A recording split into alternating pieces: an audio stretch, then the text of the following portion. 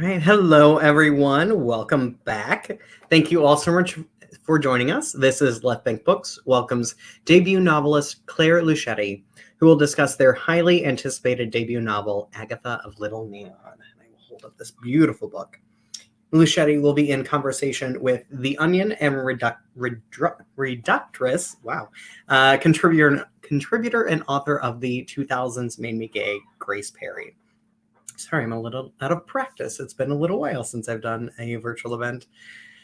Left Bank Books is St. Louis's oldest independent bookstore. We would like to thank all of our supporters, the supporters of Claire and Grace, and everyone for their outpouring of love for our bookstore.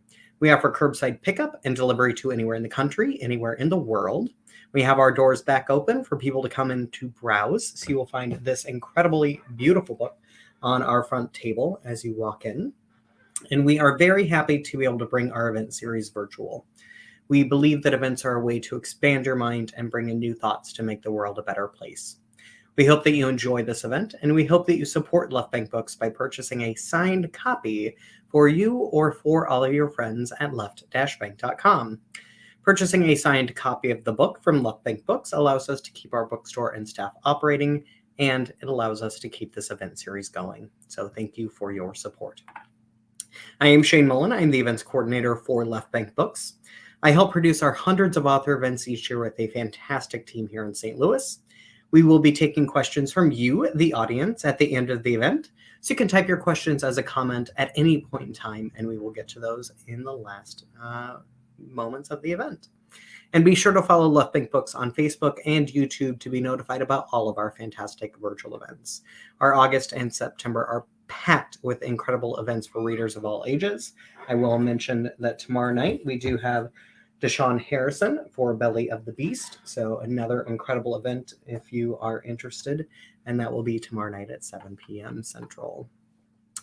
About tonight's book, Agatha of Little Neon. Blazingly original, wry, and perfectly attuned to the oddness and the profundity of life. And that is from Cristina Henríquez. Claire Luchette's debut, Agatha of Little Neon, is a novel about yearning and sisterhood, figuring out how you fit in or don't, and the unexpected friends who help you find your truest self. Agatha has lived every day of the past 9 years with her sisters. They work together, laugh together, pray together. Their world is contained within the little house they share. The four of them are devoted to Mother Roberta and to their quiet, purposeful life. But when the parish goes broke, the sisters are forced to move. They land in Woonsocket, a former mill town now dotted with wind turbines. They take over the care of a halfway house, where they live alongside their charges, such as the lawless, jawless Tim Gary and the headstrong lawnmower Jill. Agatha is forced to venture out into the world alone to teach math at a local all-girls school, where for the first time in years she has to reckon all on her own with what she sees and feels. Who will she be if she isn't with her sisters?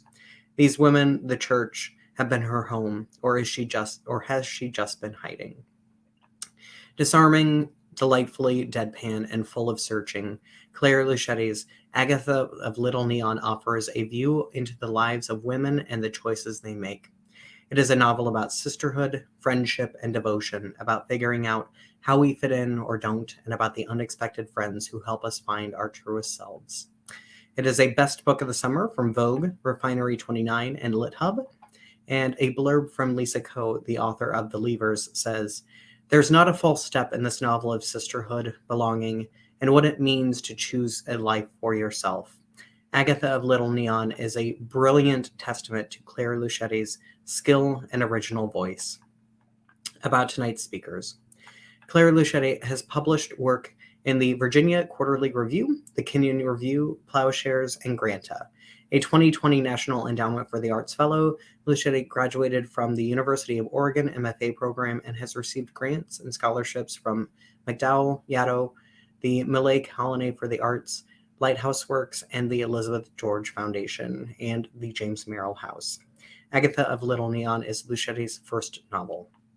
And tonight they will be in conversation with Grace Perry. Grace Perry's work has been published in a variety of outlets, including The New Yorker, New York Magazine's The Cut, BuzzFeed, Outside, and Eater. She is also a longtime regular contributor to The Onion and the feminist satire site Reductress. Most of her work, comedy and journalism alike, interrogates the intersection of queerness, pop culture, and the internet. She lives in LA. And now, without further ado, I would like to stop tripping over my words and welcome our fantastic guests for the evening. We have Claire, Luchette, and Grace Perry. Hello. Hi, so excited to be here. Yeah. I'm so sorry that I'm so out of practice, but I'm really excited for both of you. You did a great job. You did an amazing Thank job. you so much. Wonderful introduction. Such a delight to be here. Thank you so much to Shane and to Left Bank Books and to Grace, who, to those of you who don't know, Grace is one of my oldest pals. We first met back in high school when we were in the same French class. And it's just a joy to have watched Grace's career explode and take off and to talk to her tonight. I'm so happy to be here. And I also would like to note that Claire was in my French class, but is also a year younger than me. So she was like the freshman who was in the sophomore French class, which continued on for the rest of high school, which is to say Claire's smarter than me. It's thank you for bringing that up. I was going to myself, but didn't want to brag. Yeah, there's a lot of like sprinkling ins of like the Plouska Parfait in your book, and I was like, something I don't remember what that is. Cool. So you wanted to do a little read a little something to kick us off? Yeah, that sounds great. I'm going to start with just reading the first couple of pages of the book. Obviously, since it's the first pages, there's no context or background information, and it doesn't really spoil anything. So I'm going to start the first section. The first section is called Poverty, and this is chapter 1. Mother Roberta made the rules. Oh, let me put on my glasses. Mother Roberta made the rules. No chewing gum, no bicycles, no tree nuts, no pets. Every morning she brewed the coffee, and every night she cooked the meal. Twice a year, she sewed our made-to-measure habits from yards of a black poly wool blend. She embroidered pillows, made punch from powder, wrote the homilies for the priest. When Father Thaddeus came to Lackawanna, he suggested she might take a break, relax. She was 81, frail as filament, and had started having bad days. Lapses in memory, slips in the shower. She sometimes peed herself. Twice in 1 month, we'd had to rummage through bags of trash in search of her false teeth. Mother Roberta acquiesced. She would try to relax. She began to spend her days behind a newspaper held wide, or at the kitchen table with a cup of red rose tea, staring at a spread of puzzle pieces that she never seemed to touch. But while we weren't looking, she put all 1,000 pieces where they were meant to be, and one afternoon the puzzle was finished. A moonscape. She left it on the table until dinner, then wrecked it and started again. Everything we knew about living, we knew because Mother Roberta had showed us.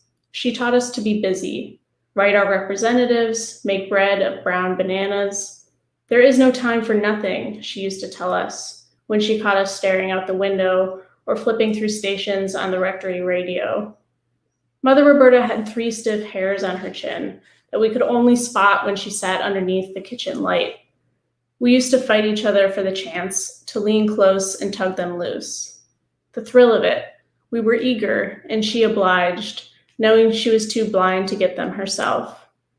One of us would crouch and raise a pair of tweezers and, when a hair was plucked free, present it in front of Mother Roberta's face, so she could close her eyes, make a wish, and blow. It seemed impossible then, in the time before Little Neon and Woonsocket, to imagine chin hairs of our own. The 4 of us were born in different months of the same year, each of us 20 when we became novitiates, 22 when we made our vows. We were 29 when we moved from Lackawanna, just south of Buffalo, to Woonsocket. Back then, our chins were bald, our minds sharp. Our faith was firm and founded.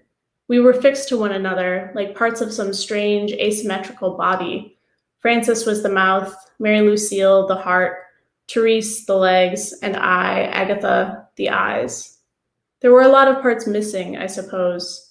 But for a while, we didn't realize it. For a while, it seemed like enough. When I was young, I thought womanhood would bring autonomy, glamour, fur coats, and fat wallets. Days entirely of my design. I planned as a girl to become the kind of woman who kept a pen in her breast pocket. It seemed important that when I grew up, I always had my own pen, that I never had to borrow anything from anyone else. Now that I'm on my own, the thing I miss most is time spent in a parked van with my sisters, waiting for one of us to root through her bag and find whatever it was the other needed the most. Thank you. Yay. Okay, that was great. I guess I just want to start off by gushing a little. I just love this book so much. It's so just easy to, you just like blow through it. Like I think it's like part of it is that it's like those really short chapters that it's almost like eating potato chips. Like you're just like, I'll just have another, and then like all of a sudden you're like, oh, I just read 75 pages and my food is burning. But it truly is like such a, it was just such a joy to read, and you paint this world so vividly and so beautifully. And you know, obviously people in the audience probably guessed this, but we both grew up Catholic and both grew up Catholic together.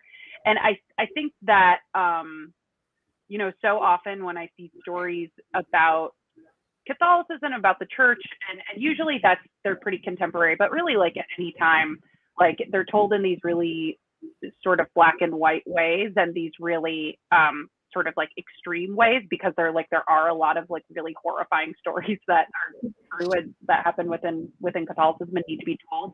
And this is just a quieter one. And I think that like the way that you you know, really just let the reader live in the world gets to highlight some nuances of what it means to be Catholic in the 21st century. And I don't know, it was just such a joy to read. But I guess I just want to like take it back and ask, like, where did this story come from for you? Why did you want to write about Catholicism and specifically about nuns? Like, where did we start? Yeah. So first of all, thank you for saying all those kind things. It's really a joy to be read by one's friends and by, you know, other writers that I don't know why I'm using one. It's a joy to be read by people that I respect their work as well. So I'm so glad to have pictured the book in your little world for a while. And I am always humbled by like people telling you that a book that took you like 5 years to write, they read the plane ride. It's like, well, it's already out of my life, so no. No, it's kind of the best feeling. You don't want someone to think of your book as like a total slog. In terms of where the story came from, I feel like in grad school I was told a lot that you had to like write what you know and write like the only story that you could write. And I wasn't really sure what that was. I didn't really think that, you know, I had a story to write or like anything special to say about myself. You know, nothing tragic happened to me when I was young. You know, I don't have any like specific view on some like important topic. But I did have a lot of like figures in my imagination who took up a lot of space. And one of them was Sister Therese.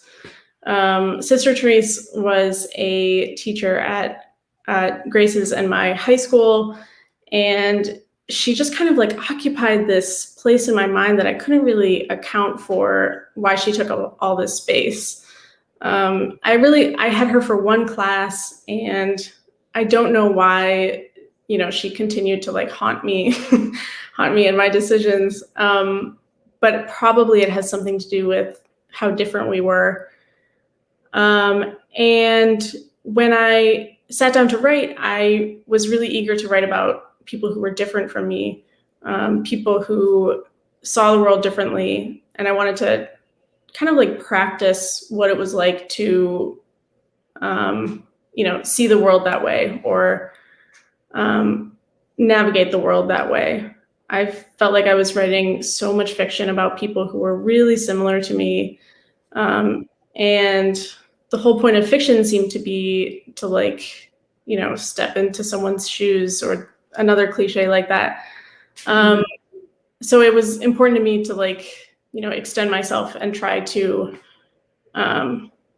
imagine what someone else's life was like.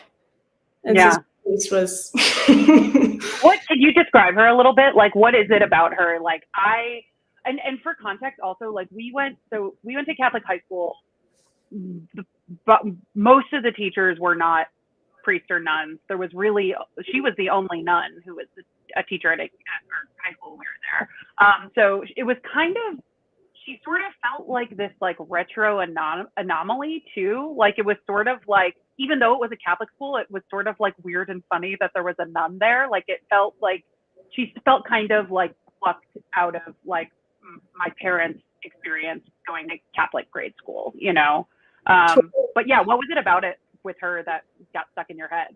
Yeah, I think it's part of what you were just saying, like the rarity of, or like, you know, just how like alone she must have been in the school, and how different she was from other teachers. She didn't wear a habit. She wore, you know, plain clothes, but she just had like, she was so strict in a way that didn't always like add up or make sense to me. And she really expected the best of her students, and was very vocal about that too. So like, you know, was not afraid to address any one student and, you know, give them a piece of her mind. Yeah. And it was also like her last year of teaching. She was about to retire. Oh, yeah. And so I think she like, you know, was pretty sick of teaching, or that's just like something that I imagine is true. And was just fed up with like, you know, dealing with teenagers all day. Yeah, so she she continues to haunt me.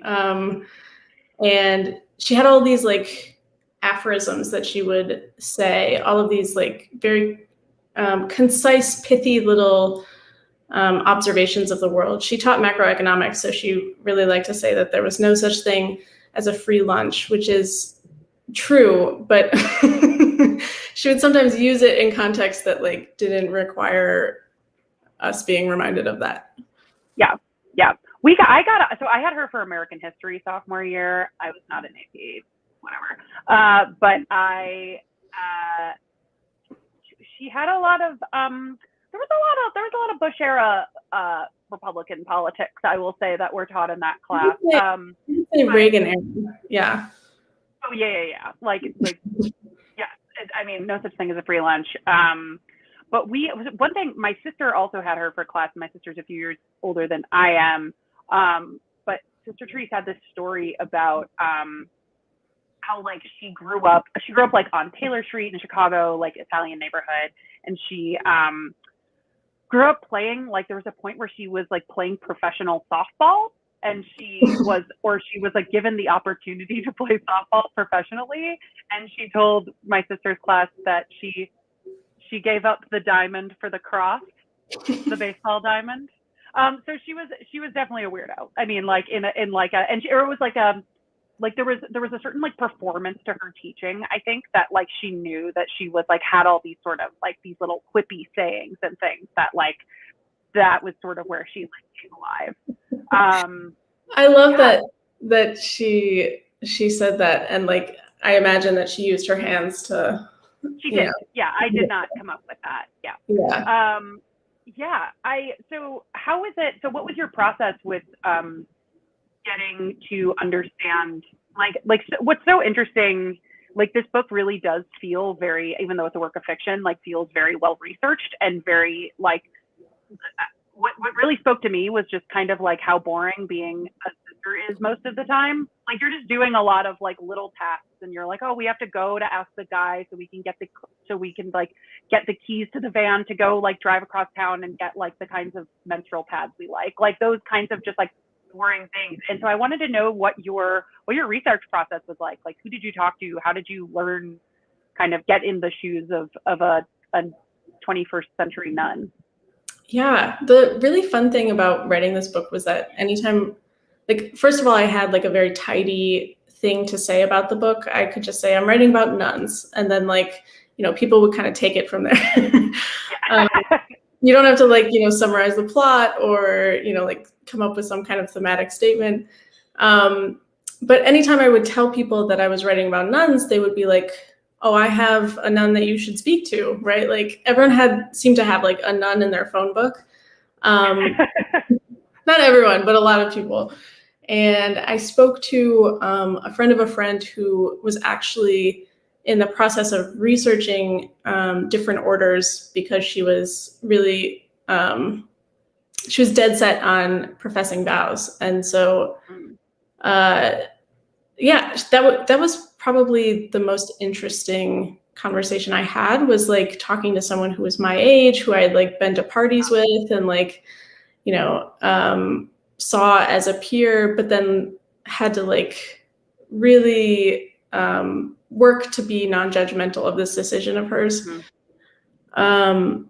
Because to become a nun, you have to really agree with everything the church says, or like if you don't agree, you have to stifle your disagreement.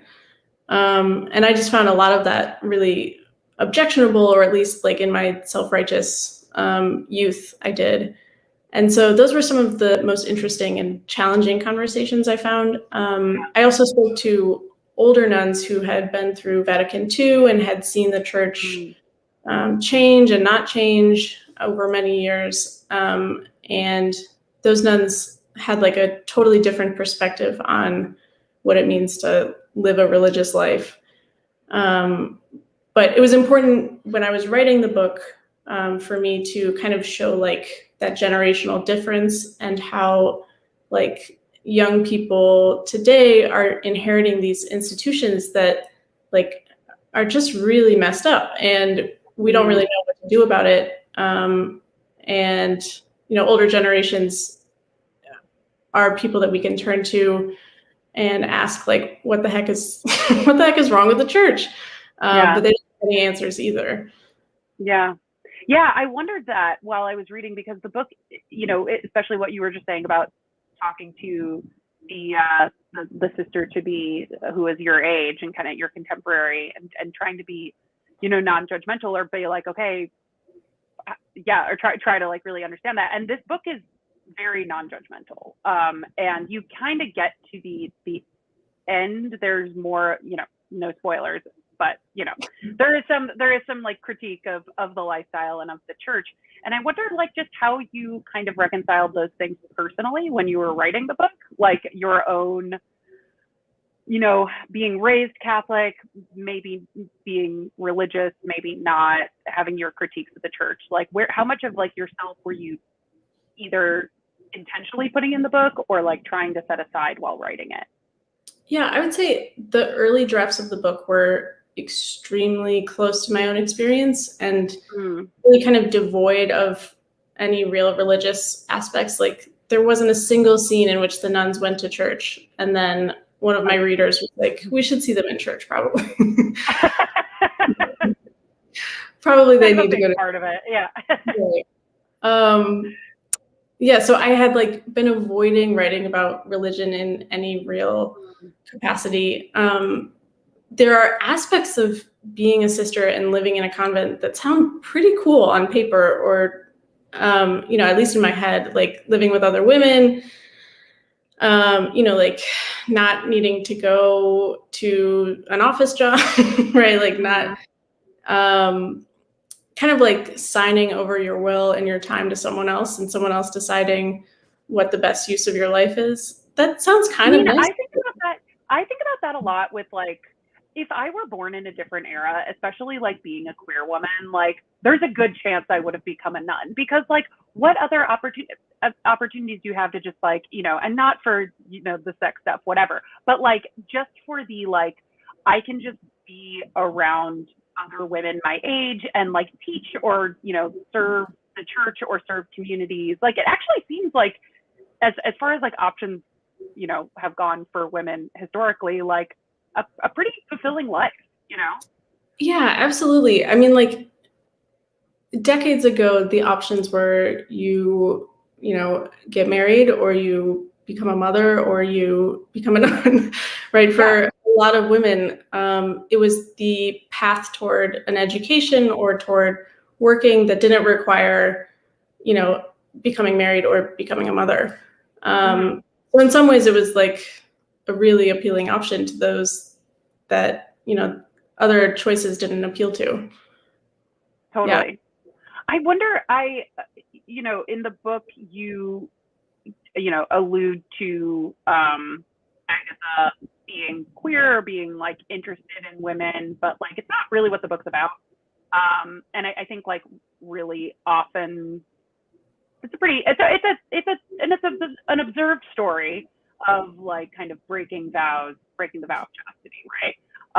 And I wondered how you approached writing that in like wanting like that queerness to be part of the character, but not really part of the plot in a major way. Yeah, that's a great question. I never wanted this to be like a coming out story or like Yeah. a story about repression because so Mhm. many narratives about nuns in popular consciousness are like about a nun choosing between sex and the church. And I Mhm. didn't want that to be what happens for Agatha. Mhm. Yeah, I think like um, in earlier drafts, we didn't know much about Agatha personally. Um, Mm. and then I actually spoke to a nun whose nun friend was a lesbian and like, knew this about herself and could say it with confidence, but then like decided to just like put that away and, live without that part of her identity. Mm. And I thought that was disturbing and troubling. And that kind of like haunted me while I was revising the book and trying to build out Agatha's character a little bit more. Um, in earlier drafts of the book was narrated from the perspective of the first person plural. And so we didn't really have any individuals in the group. It was, the Mm. chorus of nuns rather than any one nun. Yeah. And then as I started to like, tease them apart a little bit and differentiate one nun from the next, Agatha's queerness seemed kind of like the obvious truth of her life, but one that um, wasn't convenient for her or wasn't something she was willing to let be true. Mm.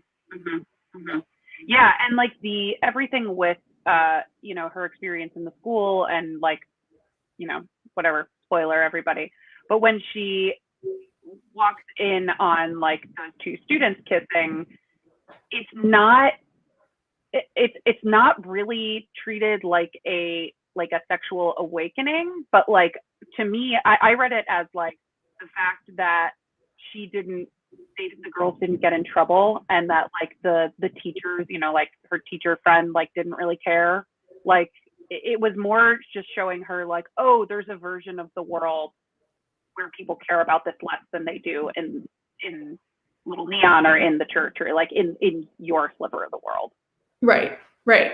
Yeah, and I think Agatha can be such a passive character at times. She's Mhm. watching things and observing things and sees a lot, but isn't really taking action. And I wanted her passivity to have like real value in that moment. So in choosing to do nothing, Mhm. you know, that's a choice in service of these young women. Yeah, and it's really one of the first, maybe not the first, but like the few times that she really like discerns herself from like that, the body of the four of them. And like because weirdly the default would be to take action, but in that moment her not taking action was actually like deviating from like what her kind of the fallback would be normally. Right. Yeah. Yeah, Yeah. that's a good reading. Love that. Let's see, what else did I want to talk about? I guess we touched on this a little bit, but something, I feel like a lot of the imagery that we have about the Catholic Church, maybe you disagree with me, I don't know, but like I think of a lot of like American Catholicism as being like 50s, 60s. Like I feel like there's this very strong image of like the boomer Catholics and the nuns like whipping knuckles and whatever and that whole thing.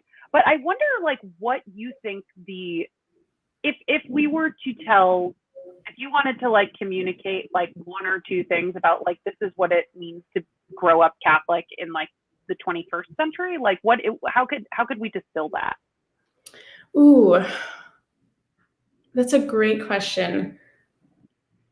It's so challenging because like I read an article in the New Yorker recently about women who were leaving the church and choosing to become priests in separate orders or in different churches. And that got me thinking about like what separates Catholicism from other religions. And so much of Catholicism or like identifying as a Catholic requires you to like agree with a subset of things that it's not really up to you what's on that list. And like I feel like at our high school we kind of went to a groovier Catholic school where like looking out for the marginalized and looking out for the poor and serving other people was valued more than like stoning gay people, for instance. Yeah. Right. Yeah. Like, to be clear, there were no openly gay people at our high school, but like it certainly, I feel like people at our school liked the idea of being open to gay people, but like it was not actually an environment where coming out was much of an option. Yeah. So it was like this weird sort of middle ground. Right. Absolutely. Yeah. So I don't know. What would you say about Catholicism? Because like, I think if you don't agree with a lot of stuff that the church proclaims, you aren't a Catholic, or like there's a such thing as like a real Catholic and I mean, it's funny, like I think that I find myself I'm like not practicing, but I do find myself still having this like knee-jerk like defensiveness of sort of caricatures of Catholicism. And I don't know what that's about. It could just be the old childhood, deep down, whatever. But it's funny because I do think that like so much of like, you have all of these, like you have the like Pope down, like here are your like no abortion, no gay people, no blah, blah, blah. And a lot of that just really varies from church to church and school to school. I think it's particularly in the United States, like there's just less of a connection to the Pope that I don't know. It is just like this weird middle ground, right? Where like, and I think part of it too is like now kids, like even when we were in high school, I feel like our entire world was just like what was happening at school. And like, because that's where you're going to learn, that's where you're doing all of your, extracurriculars, like whatever, like all your friends are there. And now, and this was starting when we were in high school, but now like kids really have the internet, like, and you really have access to like the world outside of school. So there's sort of this like tension, I think, between like, these are the rules of the Catholic Church and these are being upheld at school versus like logging onto Instagram and like seeing what other people are doing.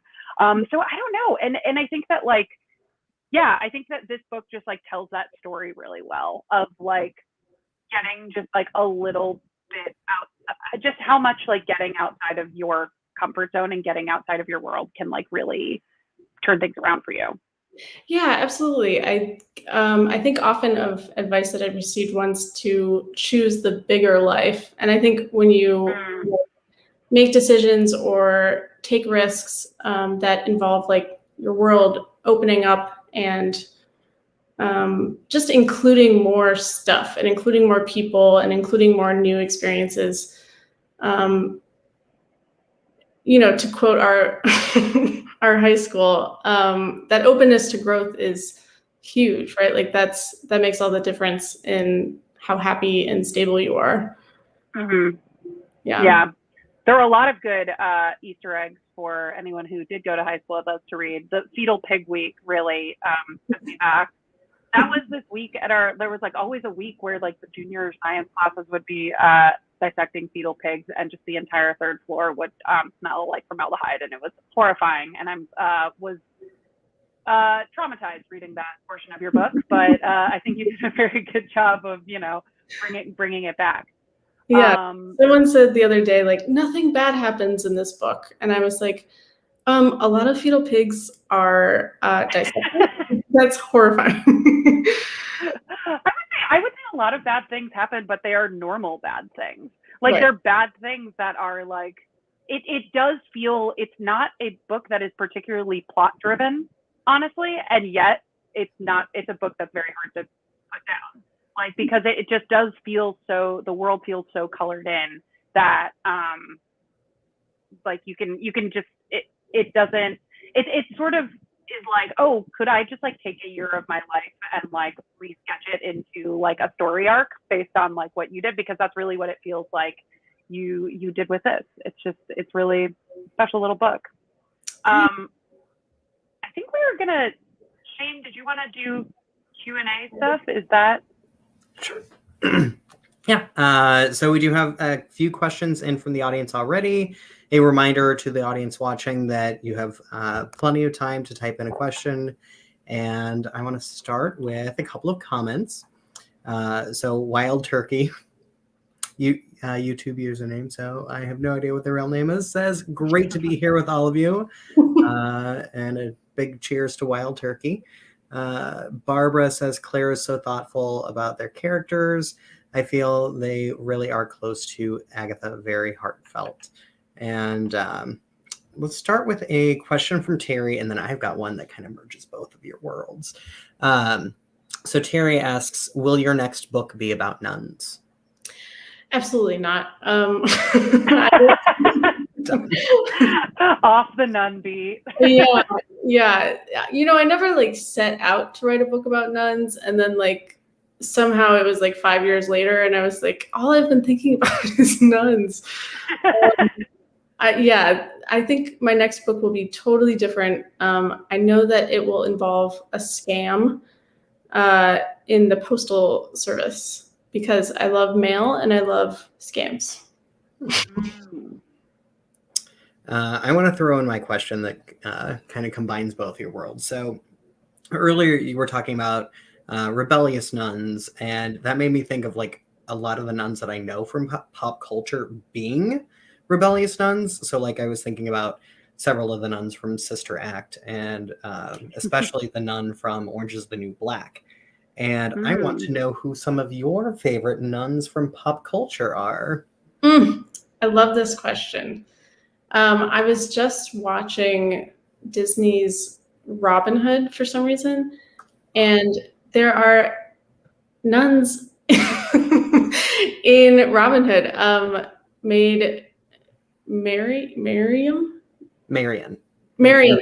Yes. Maid Marian becomes a nun for a little bit and has a nun friend named like Sister Cluck or Lady Cluck, who's a hen. Yes, adorable.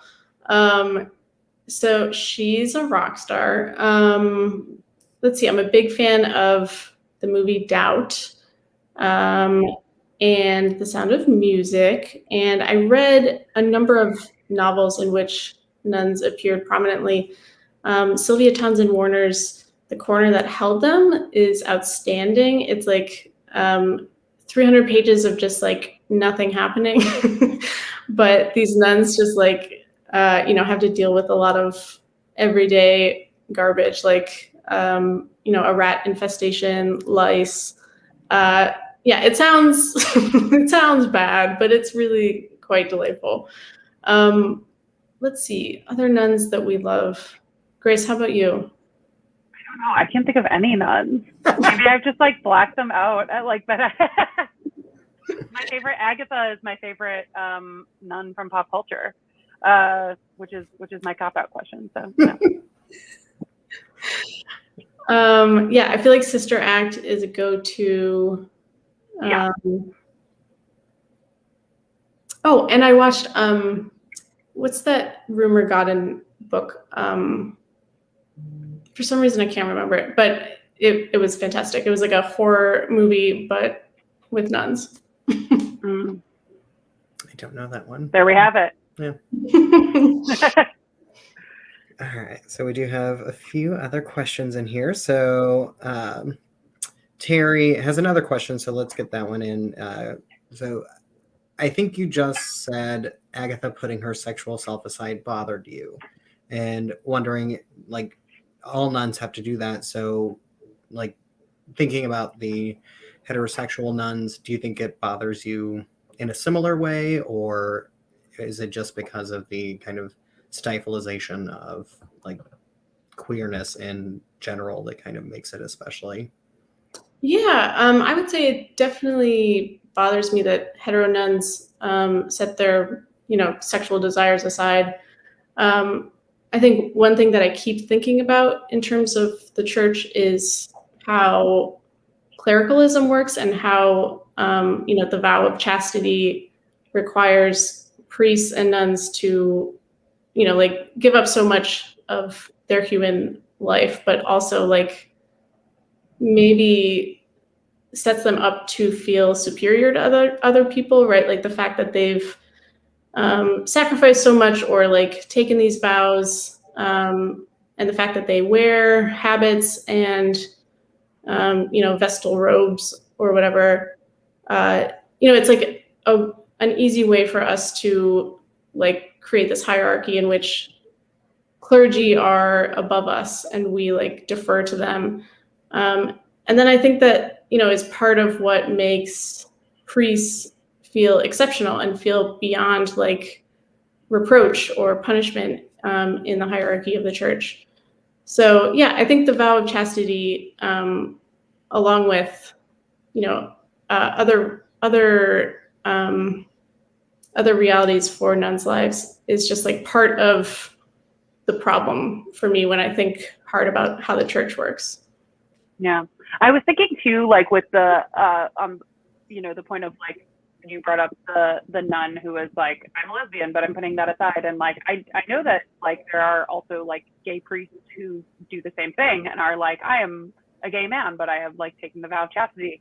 And I think what's interesting about that, or like why that strikes me more, is because like straight people don't have to come out. Like straight people don't have to like go through the realization process of like, I'm straight. And so it seems, I don't know, there's kind of this weird, it feels disjointed then to like go through the process of like coming out and understanding something about yourself and then be like, I want to put it away. And that's not to say that like that is obviously not true for every straight person. Like clearly there are a lot of straight nuns and priests who have a very hard time with it, or like, see themselves as like realized sexual beings and then put that aside. But I feel like that's particularly why like queer members of the clergy is like particularly striking to me. That's a great answer. Yeah. Barbara brought up the flying nun as another pop culture. Oh, of course. Yeah. Yes. How could we forget Sally Field? Yeah. So Paula is saying that, hi, Claire. I recently heard your interview on NPR. I am from Woonsocket, Rhode Island. I don't even know if I'm pronouncing that correctly, because with the Rhode Island accent, it could be like wildly different. But I think that's amazing. So, and I just had to get your book. Your book does capture a bit of the charm of Woonsocket, Rhode Island. How did you choose that area for the setting? Love your book. Great job. So wonderful comment from Paula. Thank you, Paula. Thank you so much. I'm really drawn toward the sound of names, and I was kind of like Lackawanna too is just like there's a musicality to that, and also kind of an ugliness to it. No offense to Lackawanna, but like Woonsocket just sounded like such a hard name. There's so many like consonants in there, and so I'm initially drawn toward like the sound of things and how things, are pronounced. And then once I learn more, there's a lot more material for me to kind of mine from that. So I did go to college in Providence. I went to Brown, and I interned at the Rhode Island Institute for the Homeless, or Rhode Island, I should remember this, but it was years ago. And I learned about the community in Woonsocket and learned about the poverty there, and that really stayed with me. So first it was the name, and then it was the stuff that I knew about Woonsocket that seemed to make it a good place for the nuns to end up. Yeah, I think the point of you were making of like the musicality of names like that is something that is also very striking in the book, is especially all the neons. Like everybody has these like really strong, like all the characters are so like you can just give like 2 details about them and like you know exactly who they are. Like you do such a wonderful job of that. But I think particularly the names are Lawnmower Jill. How can there can only be one Lawnmower Jill, you know? Really, yeah. I'll never like set a book in Cleveland, for instance. I'll never like have a character named Tim, you know. Well, actually I do. Never mind. But Just Ron. Right. But simply Tim. Yeah. All right. So a question for both of you. This is from Wild Turkey, saying most of us loathe writing and find it a chore, which I don't. I'm not a professional writer, though. So, but why do you write books? Whew, Wild Turkey. Asking the hard questions. I just find it a real joy to like put sentences together, and then once you put one sentence together, you can put the second sentence together. So for me, it starts like on the very micro level. I just find it enjoyable. And then, you know, at a certain point, it becomes really miserable. But I keep doing it because I like the words, I guess, is my answer. What about you, Grace? I don't know. I don't think I like get a lot of joy out of the process itself, I will say. I think I like teasing out ideas that I have like percolating in my brain and like trying to figure out, like I feel like in my brain I can go like point A to point F very easily, but I like the process of writing is like slowing it down and stretching it out a bit and like filling in that process of how to get from one place to another in your brain.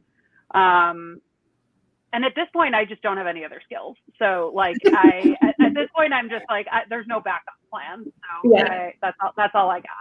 Absolutely. I'm unfit for all other jobs. Yeah. I come from a long like family of storytellers. Like we'll tell stories for hours. But I always find that like I also can just like I can talk. I can talk pretty much. But I find that when I write, like I can actually think about like what each word means and where like the story can really pivot. And like I like to make the like story more crafted. And there's always that like arc and like suspense that writing allows you to perfect versus storytelling, unless you tell a story like 50 times, which I don't know. Which like many people do. Yeah. In fact, you could just tell the same story a bunch of times, and that's probably less time consuming than writing. So, you know. Lily's asking, hi Claire, what's been the most exciting part of the publishing process for you and most unexpected? Hi, Lily. Thank you. For me, the exciting part was being done. I felt like so I'd been through like some pretty rigorous and involved revisions. And once the book was finished or like, you know, approved for publication, I felt like it was finally happening. Like, something had been figured out and I was part of the figuring out. The most unexpected part,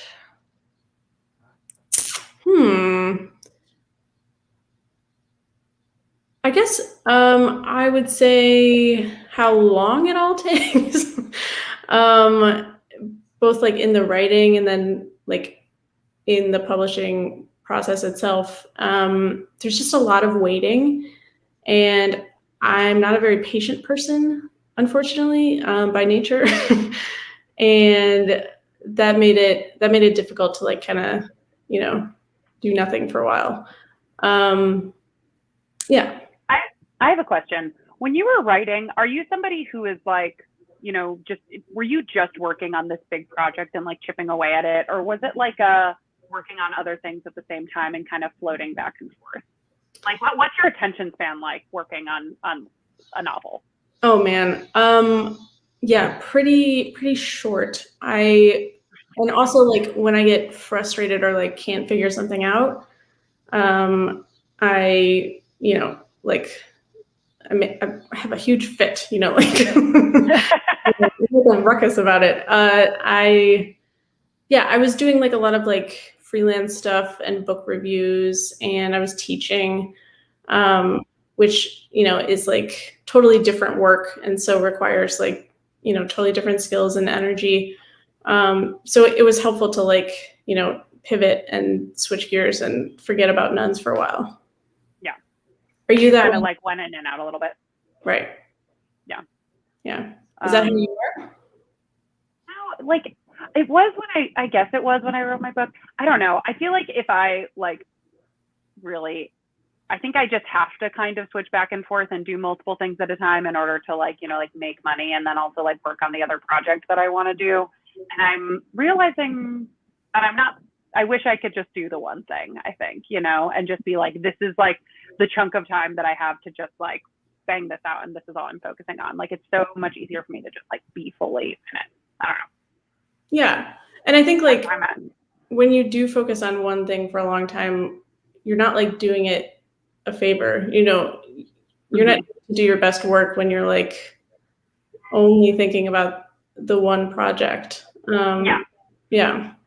Yeah, it's the thing of like when you're, in the shower, that's where your best ideas come from. Or once you like put something aside for a little bit, then you can come back to it and be like, oh, this doesn't make any sense. Like, yeah. Yeah, totally. Yeah. Do you have any other questions coming? No. Well, I have a question. So the blurbs for this book are from some of my favorite authors. And I'm wondering how, like, were you like super pleasantly surprised by some of these blurbs? How did they come about? Do you have like personal connections like with some of the, like, they are amazing authors. The blurbs for this book are like, just like, I was wowed by them. I know, I was wowed too. I was so grateful and appreciative. The blurb process was really stressful because it's hard for me to like ask people to do things for me. Like I do not like asking for favors. And that's really all a blurb is like one big favor. So Cristina Henríquez is one of my dearest friends. She actually lives really close to where I grew up and is just a phenomenal writer. And so I've always kind of kept her in my circle and in my life, and it was easy to ask her for a favor. The other writers are people like, beacons that I, am in awe of and therefore afraid of.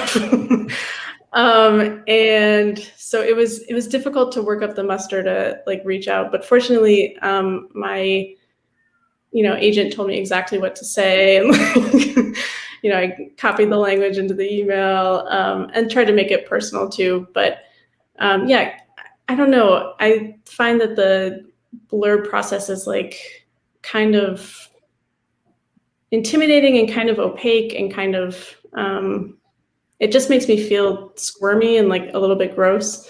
Is that how it was for you, Grace? Yeah, it was my least favorite part of the publishing process, honestly. And maybe this is our weird Catholic shit coming up, but I do feel like same with you, where I'm just like, oh, I don't want to ask someone a favor. And it's like asking someone a favor, but then it also feels like a referendum on whether or not like you are good at writing or not, which is, that's not what it is, but that's what it feels like. Right. And it is a very like nebulous process that it makes no sense, and I still don't understand it. Yeah. But you got great blurbs, so that's all that matters. Whatever you did, just do it again. Like, because really, I've worked in the book industry for 10, 11 years, and I still have no idea like how blurbing and like why I'm like, why am I attracted to certain blurbs, and why like how do some work and some don't? Like, because some authors, like, I'll see their blurb and be like, oh, I really like them, and then just be like, oh wait, but this blurb feels like this blurb doesn't feel like they're really like excited about it. Right. It's like the fact that are not actually reading the word, you're like, wait a second. So, I think we missed quite a bit of that. I think there was some glitching in the. Let's move on. I can't repeat myself.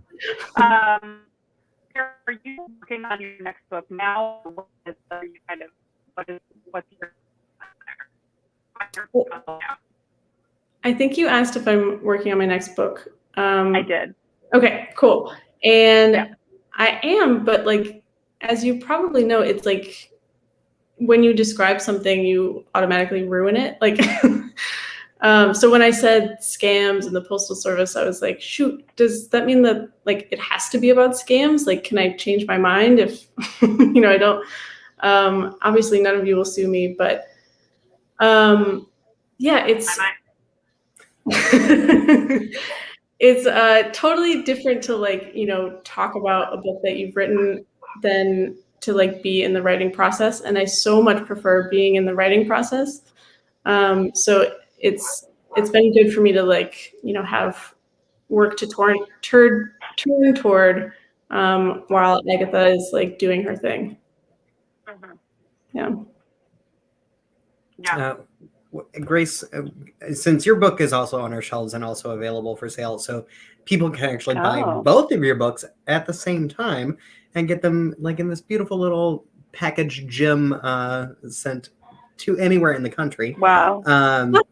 Tell us a little bit more about your book, because I feel like we didn't get to chat very much about it. Sure. My book is quite different than Claire's. It's a essay collection about it's called The 2000s Made Me Gay.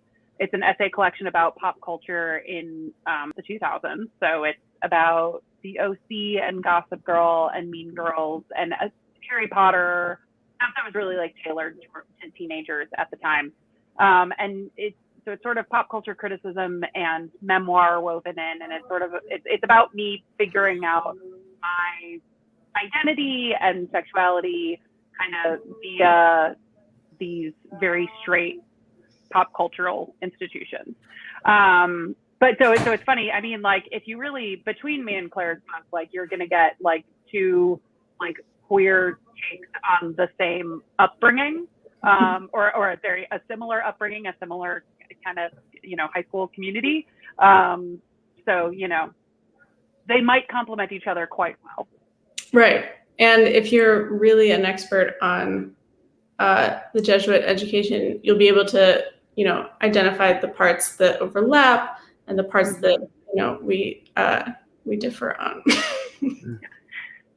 I think that would be an incredible read, and probably a great idea for someone's doctoral thesis. Like,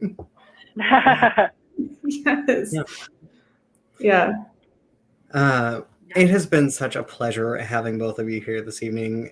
Claire, I'm so happy that we are celebrating the release of Agatha of Little Neon. It is available for sale at Left Bank Books, left-bank.com. I did share and will reshare the link for how you can buy this beautiful book, and we do have signed copies. So resharing the link right now.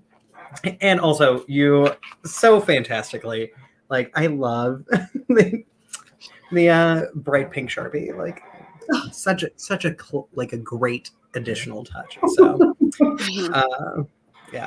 and really just such an incredible conversation. All the praise that this book is getting, I think, incredibly well deserved. So I am so happy for your success and so happy to have had you here this evening. Thank you so much, Shane, and thank you so much, Grace. What a joy. Yeah, thanks for having me. This is such a treat. Anytime, I'll come back. I'm going to show up in St. Louis and just start talking at your bookstore. So. I would let you do that. Yeah. I mean, I don't have full permission, but I would just be like, yeah, this is happening. Yeah, I have your permission now. So you do. The internet sees it. So yeah. Special thank you to the audience as well. Great audience here this evening. And thank you all so much for showing up. A reminder to check out our event calendar. We have incredible events lined up for the rest of August. And have a great evening. We'll see you again soon. Sounds good. Bye. Bye.